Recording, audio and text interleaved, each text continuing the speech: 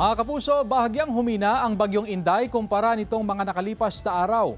Nakataas pa rin ang wind signal number 2 sa Batanes. Signal number 1 naman sa Cagayan, kabilang na ang Babuyan Islands, Isabela, northeastern portion ng Quirino, Apayao, northern portion ng Abra, Kalinga, eastern portion ng Mountain Province, eastern portion ng Ifugao, Ilocos Norte, northern portion ng Aurora, pati na sa northern at central portions ng Catanduanes. Mula sa pagiging super typhoon, ibinaba na ito sa typhoon category.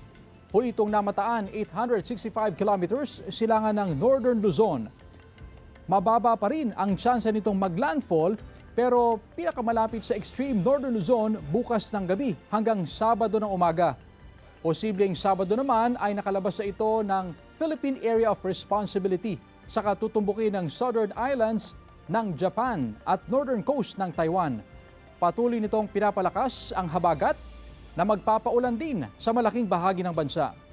Sa datos naman ng Metro Weather, may kalat-kalat na ulan sa ilang bahagi ng Northern at Central Luzon, lalo na sa kanlurang bahagi.